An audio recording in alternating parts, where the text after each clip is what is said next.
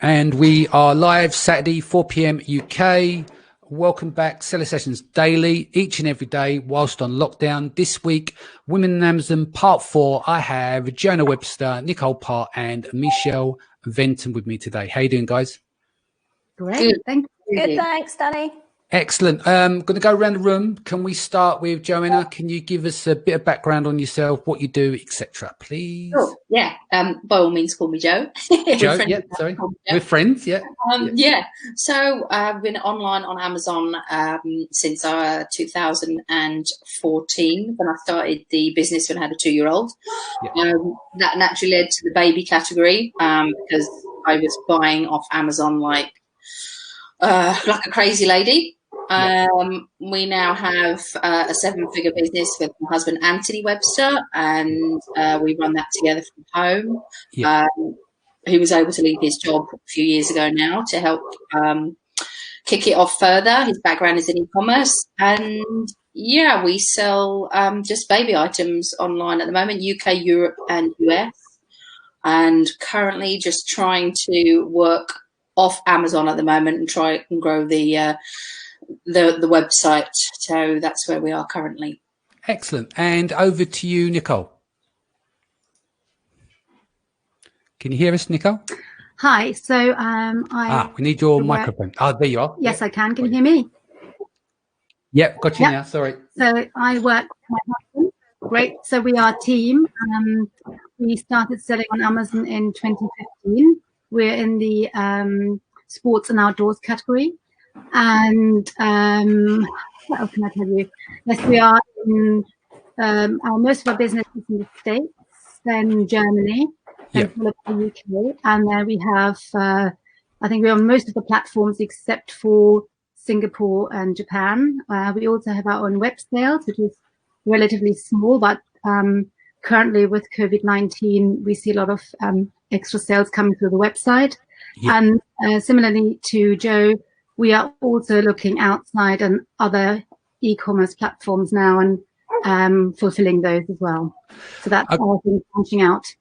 Excellent. And Michelle, slightly different for you. We understand that you might be under NDAs and stuff, so I can't ask you too many probing questions today. So share with us what you can. Yeah, sure. So prior to my Amazon business, I had a couple of retail businesses. And then as my family started to grow, I wanted to get out of retail and I stumbled across ASM and I did ASM 5. So it was about 2015. I spent probably the first 18 months learning how to sell on Amazon, selling stuff from China. Hated it, because my background had been in branding, marketing, and PR. So I guess for me, the game changer came when I sort of came out of the game for about 6 months, took a step back, really focused in on one brand that I could be passionate about, one customer, one goal. And from there, our business really took off. And we probably established that new brand in about 2017.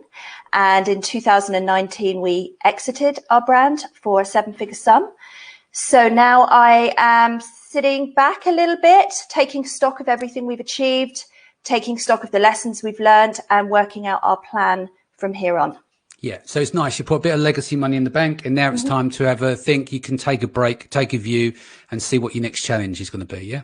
Yeah, and it came, in hindsight, not saying that COVID is by any means a good thing, but for us personally, it's kind of forced us to take a step back.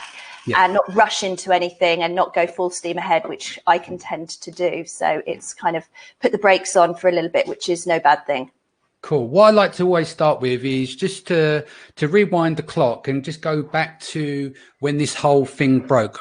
It's for us, it's like 4 weeks ago. People know I'm on the show daily, so I don't know if you keep going on about in Prague when it happened and visually seeing it unfold. But for you, Jo, when was it that you really took it serious, and you knew some serious shit was happening? When the schools closed. Yeah. I kind of when you look back now, you think, how did we not see this coming? When you sort of saw everything on China and you just assumed, it's over there. It's how is it going to get here? And then all of a sudden, boom, it was here. Yeah. In terms of our Amazon business, it affected it straight away. Yeah. like within the first week. And, currently our sales are sort of almost down to half. Mm-hmm. We sell very well in Europe. So, of course, like Italy, dead in the water and things. But because kind of not unexpected, really, in terms of our product range, our bestseller is a product that you use when you're out and about. And in the baby category, obviously, you see it in the news, all this panic buying, everything that is being purchased in that category at the moment. And you see in the Amazon top 100 for baby is essentials, nappies, wipes, that kind of thing. So we're a bit lower down in the pecking order. Yeah. But there's, other than focusing on parts of business we've neglected, there's not too much that can be done about that until those European countries start coming back and, lockdowns lifted. Yeah. I mean, you can't control market forces, right? So you've got the products. The only thing you can do is supply different products in the current climate. Exactly. So it's actually allowing us to focus on our product range. What else could we, what's the next thing that we could bring out? It's something that we always try and focus on, but we get sidetracked. So at the moment, we're really sort of doubling down on what's the next best thing to do, and getting to those tasks that we never have time for, really. That whilst trying to juggle childcare, quite interesting. Which we'll get into in a moment. Let me quickly say some hellos and then we'll jump on to having a quick chat with Nick as well. So Owen says, hello, Danny and co. Tiffany's back. Morning, ladies and Danny. Christine is here. Hi, Danny. Andrew says, hi, all.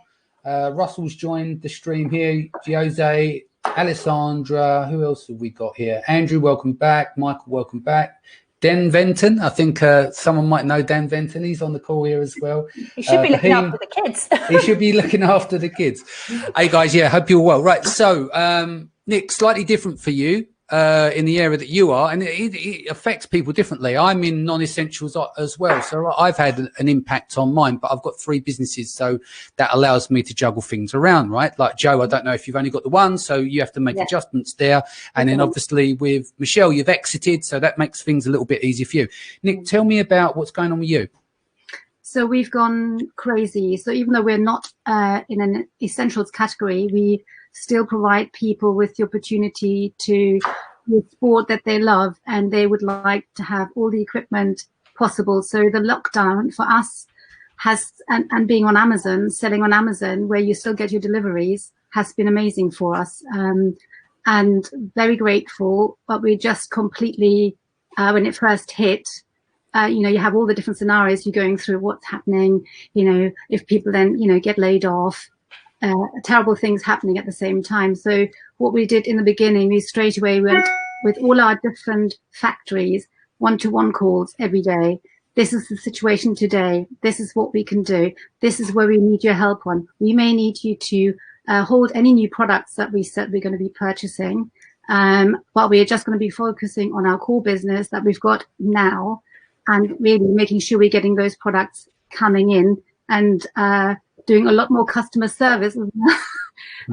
We probably, we have a team that does customer service, but at the moment we both do 2 hours each customer service because we get inundated by questions that our team unfortunately can't answer, and also a lot of concerns, a lot of feedback. People at home, you answer a question, they come back within minutes, so you're on a par having a conversation with them. So it's taking up a whole different level of resource that you probably wouldn't have to deal with. Yeah. But no, it's great to be in the category we're in, and really grateful that we have this opportunity. Yeah. Michelle, maybe you not be able to talk, but is there been any impact on any of your previous projects that you've exited at all? Well, to be honest, it's having an impact. So as soon as we exited, decided to set up a new Amazon business. Why not? It's something that we know. And, it's a very successful business model when you know what you're doing. So we'd be silly not to go into it again. So it's really slowed everything up. We sent over our briefs to the factories and to our agents over there, and it's just taking such a long time to get it going and to get that momentum moving. Yes, the factories are back to work, but they're prioritizing obviously their existing clients and catching up on everything that they're behind on. So for us, it's just slowed the game down a little bit. I'm also in contact, with a lot of our Chinese colleagues and friends as well. So we're listening to what's happening on the ground over there, trying to anticipate what's going to be happening for us over here as well. So we were expecting this,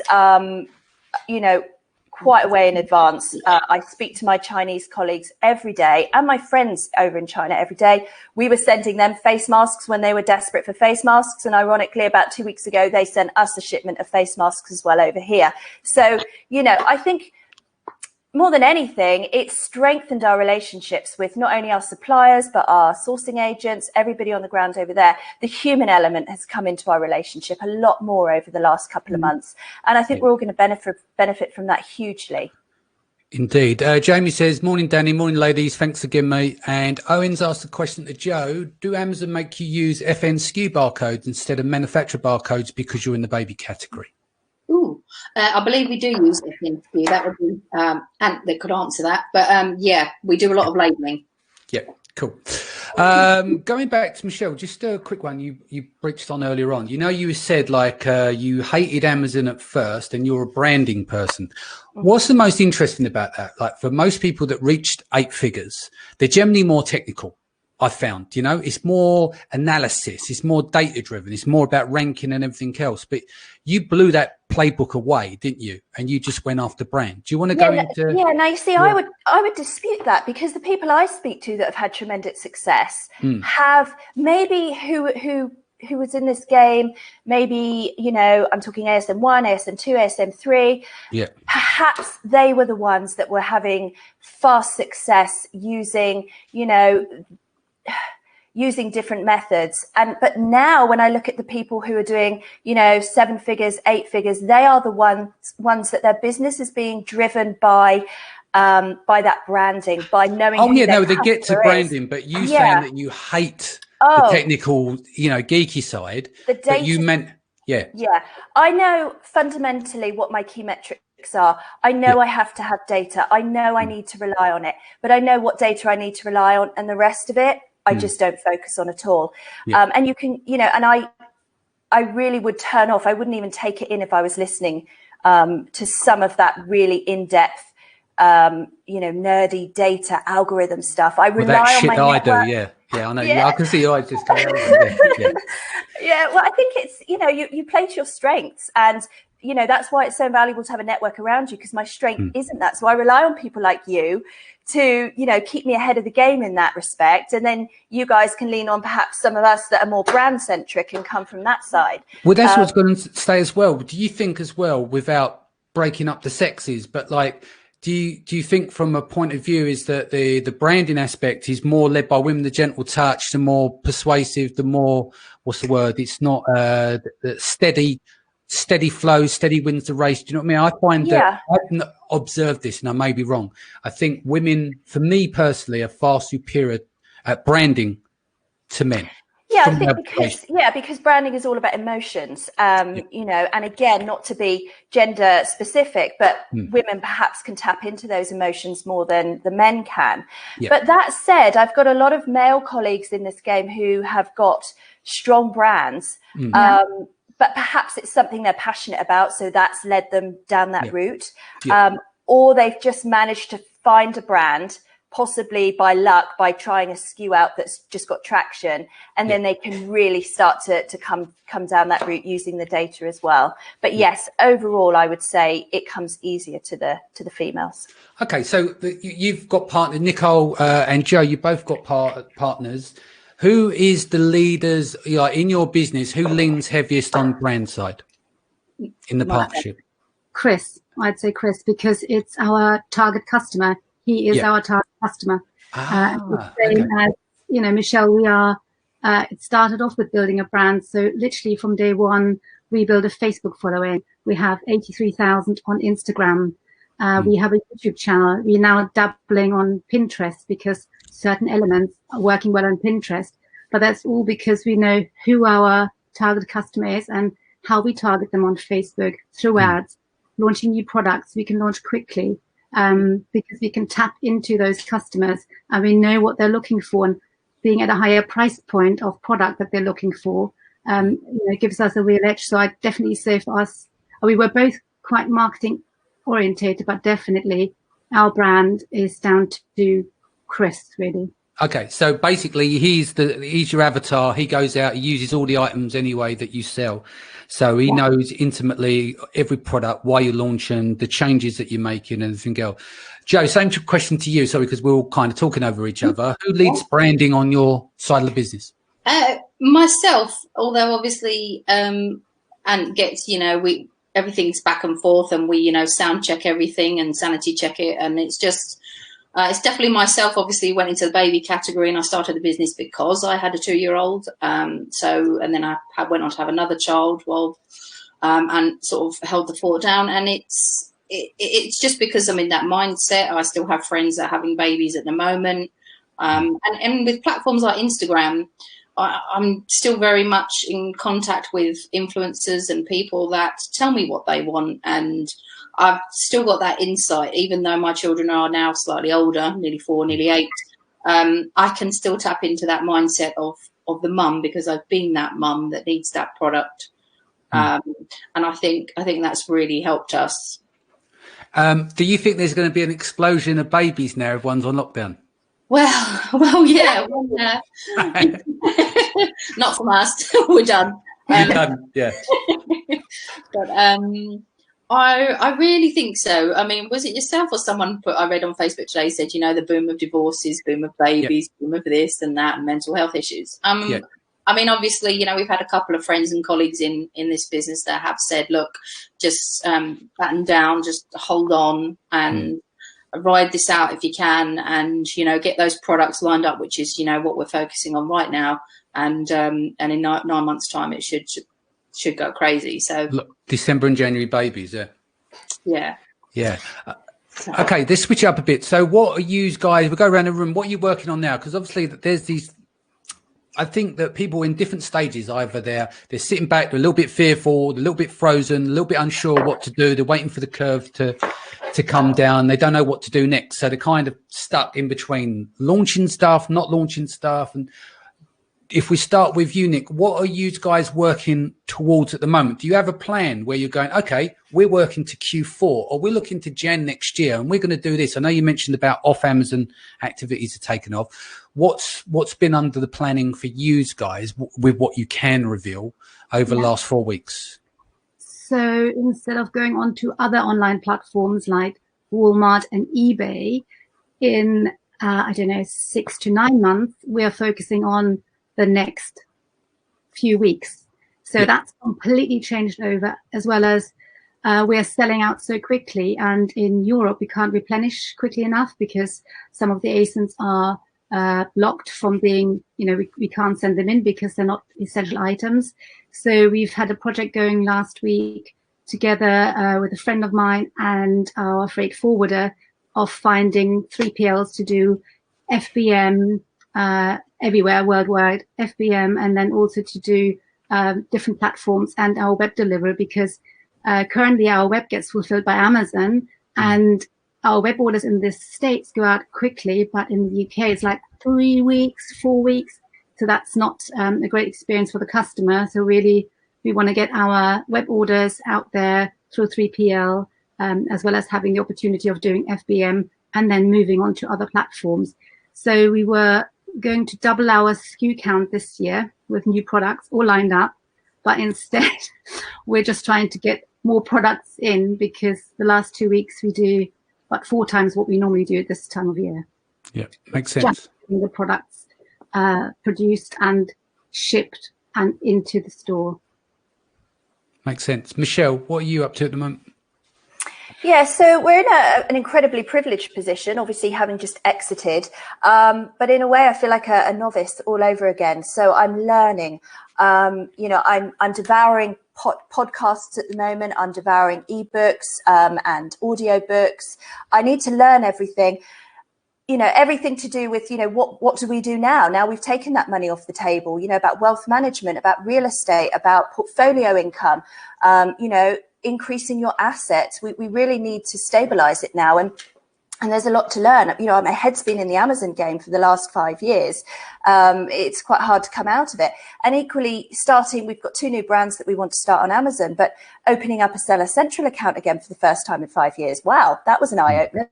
Things have changed, you know, just to get through the verification process. So again, I've gone back to being a novice. I'm learning, and I'm enjoying learning about new things. And yes, we're going to do, you know, a couple more Amazon brands. I think they're incredible opportunity there. And, you know, the returns you get on Amazon, when you start looking at portfolio income, you start looking at real estate income, when you look at what you can make on Amazon, I mean, really, it's, you know, there's huge potential there. So we're going to obviously continue with that as well. But at the moment, we are just, as I said, sitting back, we're moving forward all the time, but we're learning an awful lot about the position we're in now and where we want to go. Yeah, makes sense. Jo, what are you up to at the moment, you and Anne? In some ways, we're kind of doing what we were doing before, really, which is just focusing on our website and getting that as good as it can be to get our sales, you know, drive traffic to our website. Amazon's always been our, you know, biggest source of income, and we've known for a long time that we need to get off. Not get off there, but, you know, make it not so dependent upon. So that's what we're working on at the moment. Lots of training, lots of, you know, meetings. And also we're finding that as people have a little bit more time, we've got some great networking with other high profile Amazon sellers, and, you know, just getting advice on what to do, looking at things we haven't tried before, like Pinterest.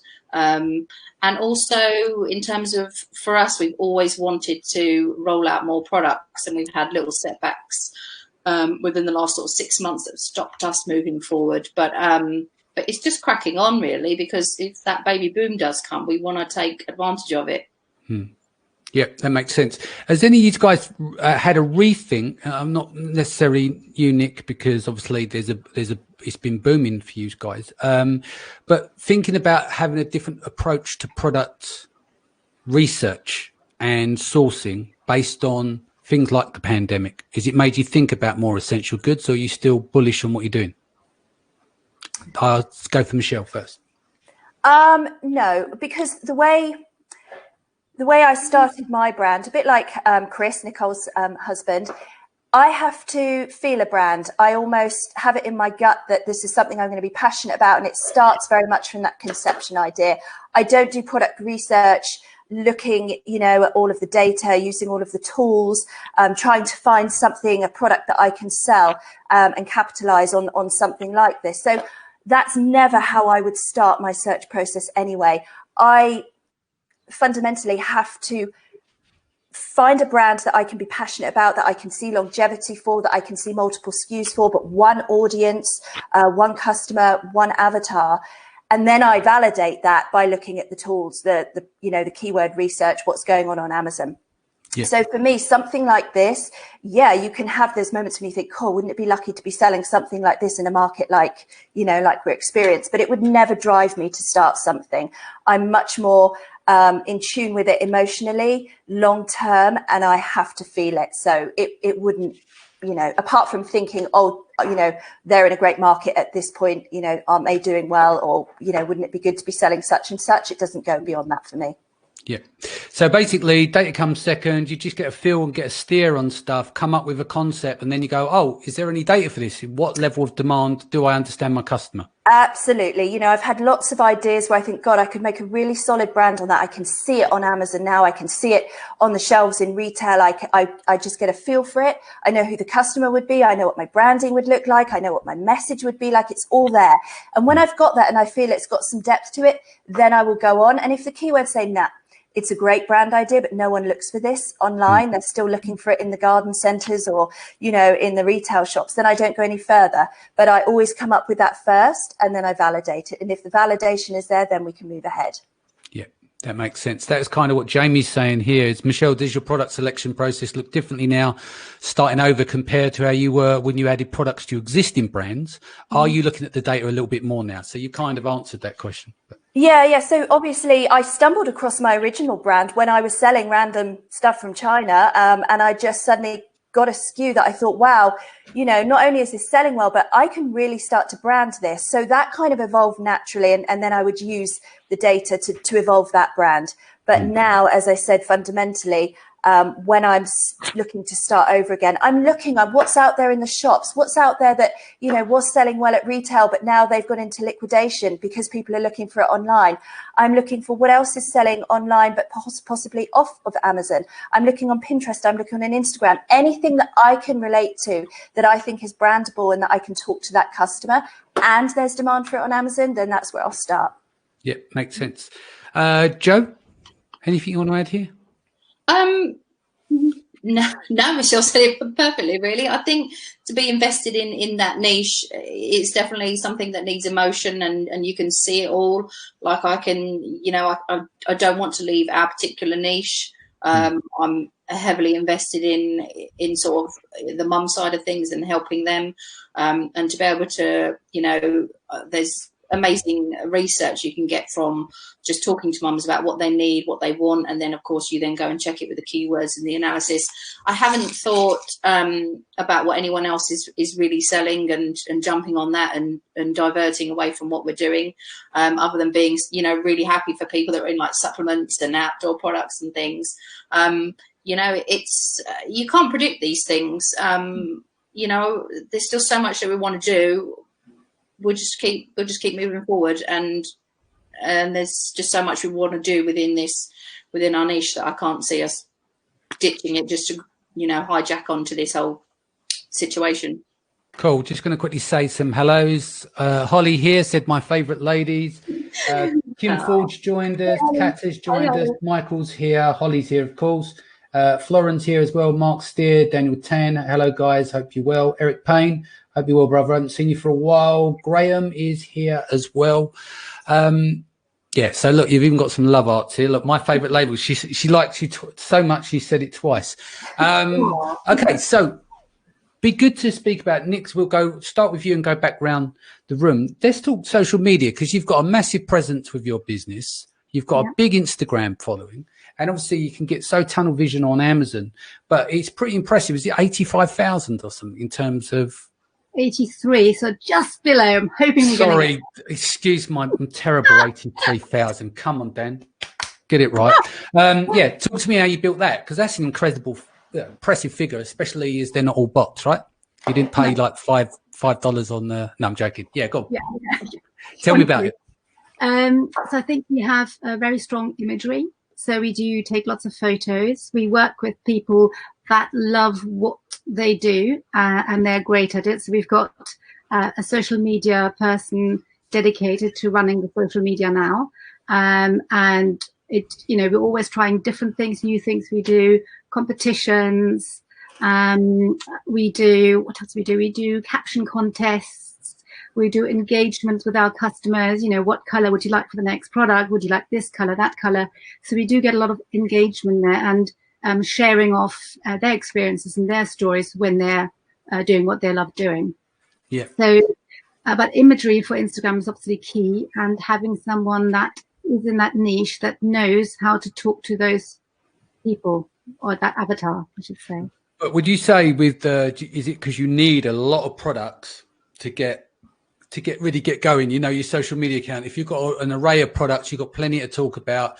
And do you have like a full-time photographer that's working on this, and a social media person, copywriter? How does it work within your business is the first question. Like, how much time, and if you don't mind saying, money do you invest? Is it like 10 grand a year, 20 grand a year, if you're allowed to say, or not? But is it something where you put a heavy chunk down to invest in, or?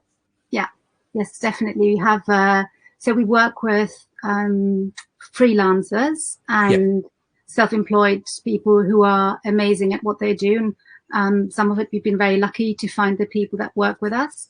They are real passionate about what they do. Also with our website guy, you know, we do blogs every week, which is all written by the same person who does the social media side. We have a videographer, we have a photographer, and they work together because we do a lot of demos on how-to videos and how to use a certain product. We also not just focusing on our products, but to go with the whole lifestyle that goes with the product. So it wouldn't be always product driven. It would be more lifestyle driven, and amazing imagery, what you can do. So it just gives, even down to food that you can eat. So it will be a whole array of things, not just focus on the product, because that gets so boring. So it's more about telling a story. So effectively, it's not a VA in the Philippines, it's a social team. Yeah. And do they just work on IG, or do they go across the board? No, they go across the board. So we had we paid quite a lot of money for someone to come in and basically look at the whole setup, how it feeds into Facebook, and obviously they're using things where you schedule it and it goes into all the different platforms, but also with the blog writing, hitting the right keywords, getting SEO traction. It's a lot of work. Yeah. It's a lot of work, but yeah, so we've outsourced that because we can't do it. And finding somebody who can and who nails it really, and we get great feedback from it. So, and we know it's working, and we're selling through it as well. Facebook posts, sales, and things like that. So it's all coming together, but it's all part of a brand, isn't it? You're building it, and then you're thinking, oh, does anybody actually see it? But you're finding it does, and it comes back to you, especially when we have, as there questions on some of the products, how do they work? And I think, oh my God. And we've got it all covered. So we've got lots of video footage of how to use it. I'm going to come back to you about your number one tip for growth, but I'd like to get around to Michelle and to Joe as well. Starting with you, Joe, what are you doing in terms, same as with the question to Nick, what kind of following have you built, and what chunk of the business is invested in doing so? So our social is something that needs a lot of attention right now. We're not where we would like to be, do it ourselves, with the sort of mum niche. We need, we just need to crack on with it. It's like Nicole's saying, the building blocks of getting your brand somewhere where, you've got traffic from everywhere. So we just actually had a call with someone about a US agency last week about using them for sort of Pinterest and running organic ads. That's, mums are ready to buy anything or make their life easier. So it definitely needs more attention. And I think that's where we're going from. Ant's done Facebook ads, plenty of those. He's also getting he does all my stuff, doesn't he? He does all the conferences and everything. So yeah.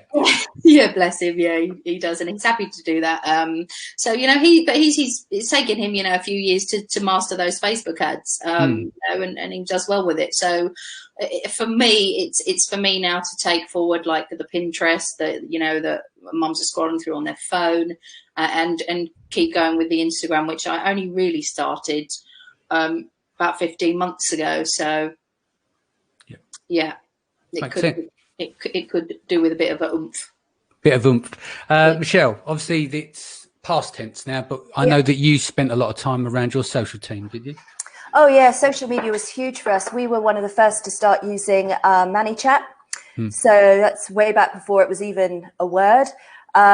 It was huge. If you're going down the brand route, then you have to have social presence. Obviously, your sales come from Amazon. That's 99.9% of where your revenue is coming from. But the social proof is on social media. And not only is it the social proof, but you can leverage your social following. So exactly as Nix was saying, once you've got a product to launch, you can turn to them. And if they truly are your customer, if they truly are interested in your products and they're not just fake people on your social accounts, or you're not just trying to flog them any SKU that you've come up with on Amazon, then they're going to want to hear from you. They're going to want to try your product. They're going to want to leave a video review for you. They're going to want to give you feedback. And it all kind of flows full circle with your social media. And you start small, of course you do, and you think, is anyone even going to watch this? My sales come from Amazon. Why do I need to be putting time on social media? And yes, that might be true in the early days, but you then need to build that on as part of your marketing strategy, as part of your one of your assets that you can use when you're launching a product. So it became hugely, hugely important for us. And one of the loveliest things I find now that I'm out of the brand is to go back and look at the social media accounts, to think, oh my gosh, look at how far it's come. We started off with one product and you see all these comments and you see people, begging for more products and begging to be, the next one to have a look at the next product and giving you suggestions and ideas. So it starts small. And it doesn't have to take up a lot. It doesn't have to take your focus off of Amazon. at all, and it should be part of your plan when you're ready for it, when you've cracked everything else, and you're getting that revenue in. We kept it all in-house. We didn't outsource it. It was very much a part of our marketing team's job, so we kept it all in-house. But yes, it was a big part. But then you see, we can use it. We can use the videos that we got left. We can use the images that were left, and we can all use that on Amazon to help with our conversions. So it all fed into the whole traffic and conversions wheel that we spin. Excellent. I've got a few questions here, actually, for Nicole. You may not answer one of these. It says, Owen, cheeky sod. Question to Nicole. Can you tell us how much you spend on your social media person? So you can dodge that if you want and plead the fifth. It's up to you. And I'll tell him off call. I know Owen anyway. 25,000 a year. Yeah. Yeah, I was going to say, it wouldn't be cheap, would it? Because a lot of this stuff is not necessarily you can just drop into the Philippines. There's certain things you can and can't do. Jamie says, Nicole, how often would you leverage from your socials? Is it constant, or are you worried about how often you would do promotions, etc.? So we only really do promotions when we launch a product. Well, sometimes, obviously, Prime Day, we will then... if we now this year, we probably won't be doing an offer on Prime Day. That could be debated, but we would then push that out. We've got a large email list as well, thousands and thousands of people on our email list that we would send out through our newsletter. But yes, it's a good way to leverage things, especially for launching. And if we see a product is maybe dipping, then we would do an offer. But it's mainly for new launches. Yeah, makes sense. Nadia, question for Nicole. Who have you outsourced your social media to? Any recommendations? Finds. So you don't have to give up the name of yours, but I think what she's saying is, where would you find that resource? Yeah. For us, it was luck, honestly. We found someone who loves what he does and in our niche, and he happens to be a content writer. Yeah. So we gave him some training on the social side, as well as continue giving him training on, or buying courses on how to find keywords, SEO, bringing other people in to help him. But it's literally having somebody who it doesn't have to be a person who does it already. It could be somebody who is just in your niche, who's amazing at one thing, and then if they have the capacity to do other things with it. Yeah. Cool. Sorry. Well, loads of contacts, like our photographer and videographer came from that same person, so that's separate, but they knew each other, and then we have this collaboration now, which just works really well. Yeah, and I think sometimes it takes a little while to gel. I've got a 7-8 person team. We're working on a project we're launching in a few weeks that you know about, which no one knows about yet. But getting those together took years of piecing all of those bits together. Now I've got like a crack team that I'm really happy with, that like are very good in those positions. But it does take a while to put all of those pieces together, whether they're recommendations or you work with them individually over a period of time. And then eventually you just bring in. But it was nice to do an all hands the other day, to sit on a Zoom call and just watch everyone work and unfold their ideas in order to execute on this project. Hello, any of you, well, what's it say here, Jamie? Hello to any of you tried watching from the Endgame Network, Australia live stream. Awesome chat here, guys. And then we've got here, Owen, thanks, Nick. Appreciate your answer, as it's something we're seriously budgeting for moving forward. Let's talk brand. A lot of people, as we said, they'll go heavy on PPC, a bit more technical, more about ranking, data-driven in terms of the products they select. What is the key criteria of one, starting a brand, and what do you look at? Starting with Joe. Well, we've only ever just had the one brand, and actually we changed the name from that not too long ago, just because it wasn't easily recognizable. I guess not a specific set of criteria. I mean, I don't know how if we were to leave this niche, what sort of, haven't really thought about how we would set up another one. It's a bit of a difficult one, really. not quite sure how to answer that. That's absolutely fine. I'm going to rephrase that to Michelle, because you've just started again and you created 2 brands. I know we have these discussions where I like to run around and have a dozen things spinning plates. You like to work on one thing, but now you're compromised. You've got 2 brands. Is that still one thing or 2 things? Yeah, you're the crazy one that's got 100 things going at the same time. It freaks me out. I focus on one thing and one thing only. So we've got 2 brands in mind, and it's a little bit. We're going to get the samples in. We're going to, work out the margins, and it could be that we have a front runner and then we just focus on that. Gotcha. Although my plan very much, I hope that we can find somebody to invest in who is going to manage these brands for me, but working very closely with them, almost like as a mentee. But so I'm hoping that I'm not going to be the one that's actually doing, you're not going to be driving the bus. You're just looking after the team. Yeah. I mean, in theory, that sounds great. In practice, can we find that person? I hope so. So I think there will be a front runner on this branding. I think it will emerge naturally, whether that comes through pricing or supply or demand or whatever. But to answer your question, for me, how do I sort of start to pull the brand together? I have to feel it. I have to want to do it. I have to want to wake up in the morning and go through the hell that we all go through with Seller Central on a daily basis. So that's my first thing. I have to have some sort of passion or alignment with the brand. There has to be space for us on Amazon. So, I'm not going to just launch a like-for-like product with someone who's got 5,000 reviews on there. I have to find space, and I have to be able to get in that space with my messaging, with my branding, with my product, with my pricing. That has to be there for us. And there has to be a customer that wants it. I have to know how to identify with that customer, and I have to know that what we're putting in front of them that they want. And then I have to be able to speak to them in a way that makes them choose our product. So I'd say those are the 3 things that I would look for when I'm thinking about how to launch a brand. Yeah. So Nick, with you, Avatar, I know Chris was the perfect example, but still you need to test the market to know whether you're onto something. Yeah. With taking Chris's passion and his knowledge there and building the brand around that, obviously you knew what people want, but how did you validate that? Talking to people, talking in our friendship circle. Would you pay this much money for this product? Would you not? What do you think about that?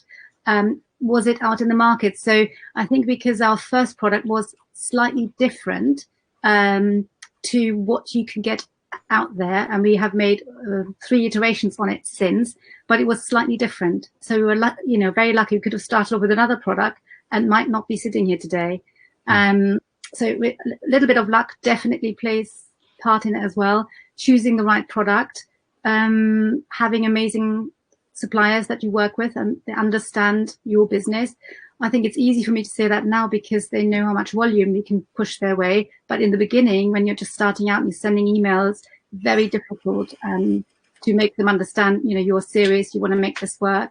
So I think talking about it, having friendship groups, researching the market, what do people buy on Amazon? What do people buy in the shops? Who, how much money do they have? From Facebook, you can get all the stats on that the person buying your product is this age, has so much money, lives in this kind of house, is thinking of, okay, what do they look like and what would they look for next? So a load of our products we can cross-sell because they are adjacent, and there's lots of different things that you can put in with it. So it could be an accessory to it, or it could be the next level up. So we're always pushing it. We're always looking for the next thing that's out there. So looking at what trends are coming up on Google in our niche, looking on Etsy, even though that's not really where we sell, but it's still getting an idea of what's coming and just to be with it and what's happening in the news and in the fitness world. And, things have changed, haven't they? Yeah. Just being on trend and being with it. Wow. So I had 2 other brands before, which I did with a friend of mine. So it was 2 ladies. We did ASM4, and product research was great fun because we looked at what could make us money. In the end, it didn't make us money because everybody else was going for the same thing. So it's I definitely say go for something that you identify with and that you have a passion in and that you can see people want to buy, and maybe you can offer something that's slightly different. Yeah. Not packaging. So are we in agreement that you can't just go, do you know what, I'm just going to make a brand today, because it needs them components to come together. It's about timing. You know, like when you're looking for something in your life that you want to do, but you're not kind of sure. So you try all these different things, and then one lands. For all of us, probably was Amazon, right? We tried a load of different things and we landed and go, do you know what, this fits the criteria for all things. Would you say it's the same with a brand as well? It's like, you can't just go, I'm going to make a brand out of this. You need to have a series of components, timing, like factories, pricing. There's all these bits that come together. Yeah. Yeah. And I think you need a vision. You know, fundamentally, you need a vision for a brand. I always start with my brand guidelines. If I can't see what the brand's called, I can't see what the logo looks like, I can't see it on a headline ad, or I can't see it on, you know, a sponsored ad. I have to have that vision. And by doing the brand guidelines almost from day one, I almost know that, yeah, this feels good. I can see 20 products in this. And that's the other thing that's really important, to make sure you've got scalability there, to make sure you're not just looking at 3 products that fit within that brand. How are you going to scale it? How are you going to grow it? It's got to have longer legs to be able to fill a shelf in a shop, for example. You know, factories is important, isn't it? Like, if you can go in depth into the factory and know there's search volume, absolutely, that's half the battle as well. Yeah, absolutely. And also breadth of keywords. You know, you don't want to have a brand that's all dominant on one keyword, or maybe you do if that's your strategy. But, you know, you need to be thinking of it in terms of the brand, what it looks like, who it's talking to, what it feels like, what its message is, what its products is, but also how's it going to fit on Amazon? And fundamentally, we all have to make money out of this. So is it actually going to, you know, generate, are you going to have one hero SKU and then 10 other SKUs that just contribute? Are you going to, you know, has it got the breadth to have medium sales volume products? So they're all doing 10 a day, but they're doing 10 a day across 5 markets. So you also need to understand the sales platform as well to work out how you're going to make money from your brand. You made an important thing there about, it's the same when with us work in the house, where we work with larger clients as well. On each account, we've worked out roughly you should only be advertising on 3 to 5 keywords on a handful of products, even if you've got diversified, because what happens is the advertising algorithm devalues it if you try and advertise on too much. So it doesn't give you the same level of value from what we're seeing from the data. So it is important that you've got to be careful of cannibalizing yourself. So you're right, you need that breadth of keywords. Brand guidelines. So let's say, what are brand guidelines? So for you, Nicole, what constitutes brand guidelines? And how would, if someone's listening today, how would they create a set of brand guidelines? So it's how you talk to your customer, the tone of voice, what you want to bring across. Are you are a small business? Are you an expert in your field? How are you addressing that person? You know, is it hi guys, or is it, you know, how can I help you with this? Or so it's definitely tone of voice. What are the colors? So what colors, you know, colors convey things, you know, blue or reds or purple, they all convey things.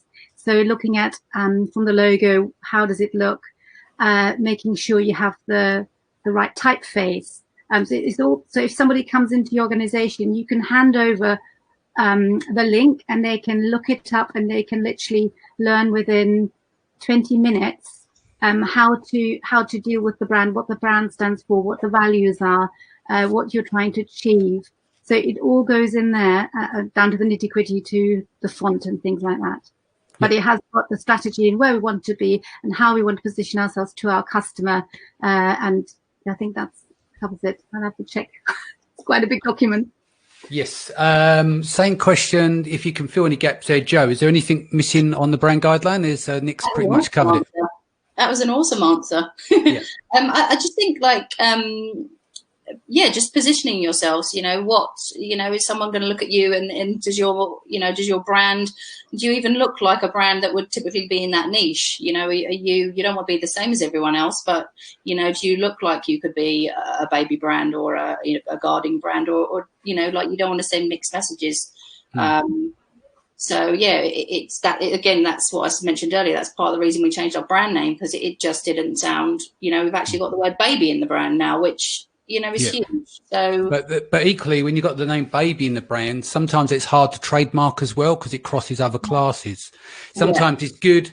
Right, there's 2 ends of the spectrum, right? So you can make up a name that doesn't mean anything, and it's going to get you easy through the trademark. But, you know, something like Nike, what does that mean? It doesn't mean anything, right? But it's a great brand and everything else. But then on the flip side, you can say My Baby Accessories, and then your classes become very difficult because of people challenging it on that side. And then you've got the extreme side where you might see Chinese factories where it's X, Y, Z, and it's just like these long names that don't really matter. But from a Chinese perspective, and a lot of friends in China that I've got that sells different types of things, they see Amazon as the brand. Because that's where they don't really care, you know. They'll just go and sell commodity products, etc. Because ultimately, at the end of the day, they treat Amazon as a brand. A lot of these guys, not all, but a lot of them. Whereas I think in the West, we look at building a brand, don't we? We want a brand story and everything else. We're coming up to the top of the hour now. Is there anything you want to cover before we go? And if you don't, I'd like you to have each person to give 3 takeaways for the audience. Anyone cover anything before we disappear? I think for scalability, for us, it's just more products. If you want to scale, it's simple as that. More products in your category, and building a brand and being fair with your suppliers and your team. And I think we've grown with our suppliers and we've grown with our team. And we started, I saw a question, we started with one supplier that had 100% of our business, which was super risky. And we got quite a lot of the products from that one supplier, which we have now diversified over about 12 different factories. So, but it's taken, this is going to be our 5th year. It's taken some time. So give yourself the time, start, test what's working. And then, now you know your customer, you know what they're looking for and the quality that you can produce, and then build from there and then scale by, doubling your product offering. Yeah, so being fair to the team, being fair on pricing with the factory, lots more products means more scale rather than just trying to get their hacks to get you that extra 5%, just stacking SKUs. Yeah. Michelle, 3 key points you want to add? Yeah, don't be paralyzed. We all talk about our brands and we talk about what we're looking for. But if you're new to this, if you're new to e-commerce or selling on Amazon, brands you don't just conjure them up and then suddenly they become an overnight success. Just start somewhere. If you're picking your first product, just try if you can to brand it, even if it's just in your own head. Can you see the next 3 or 4 products coming forward? Because it will help you move forward rather than just stuck with one product. But, at the end of the day, you have to learn the sales platform. And the only way you're going to learn the sales platform is to have a product live. So if you're not a branding person, don't get hung up on it. People make plenty of money on Amazon and they don't have a brand. Talking about the Chinese factories you were mentioning, they don't care about a brand. And there are some products I will buy off of Amazon. I don't care whether it's sold by XYZ factory in Shenzhen, because that's not what I'm about. So don't be hung up on this and don't let it stop you from moving forward. Baby steps, but just take those steps every single day and you will grow organically. But exactly as Nick said, if you really do want to scale something, you have to have a plan. You have to have a brand or a selection of products that you can scale to. And also don't forget that you don't do this by having a spare 500 quid in your back pocket. It does require a lot of capital investment. So even if you don't have it now, have a plan in terms of a realistic plan in terms of how you're going to achieve your goal financially as well. Great. Joe, 3 points. This is not to assume that this business is linear. And that, one success will lead to another success. And, we've been, nearly wiped out, last summer just from a bad experience with, one of our suppliers. So, but, we bounced back from that and then coronavirus hit. So, it will all go up and down, but just understand that, like anything, it's not going to go from 0 to 100 without a few dips. Also, more products. I mean, that's what we've been trying to do for some time now. What we're really cracking on with scalability. The more that you can offer that customer that you're passionate about, the more invested they are in your brand. And what would be the third one? Currently, we're just working on the job to be done. I think we've kind of gone back a bit to really getting into the mind of our avatar. We have several avatars, but just overall, like, what is that job to be done? What will our product, what purpose is it serving? And it can be so easy to think that that because you're passionate about your business and your brand. But there's some great podcasts and books out there about getting that job to be done figured out. And I think that's where, even though we've been doing this a few years, that's where we're going to go back to, so that we can then allow that to add more products and scale our business. So I think in terms of that, what I mean is constant learning. It's not, I know this now and I'm moving on. It's just constant learning about your target market. Excellent. Right. Shall we leave it there? Ready to go? Jump off, enjoy the rest of your day, enjoy the sunshine. Guys, thank you so much for joining us, all the different groups that this was shared to as well. I'll be back here again, 4 p.m. tomorrow, while still on lockdown, 7 days a week. You know how we do this. Tomorrow is going to be Mindset Sunday, and we're going to talk about business vision. So come back, rejoin us here. Hope everyone's safe. Stay home. Do not go out. Stick to your gardens. Be safe. Lots of love, and I'll see you soon. Take care. Thank you. Thanks. Bye. Thanks. Bye.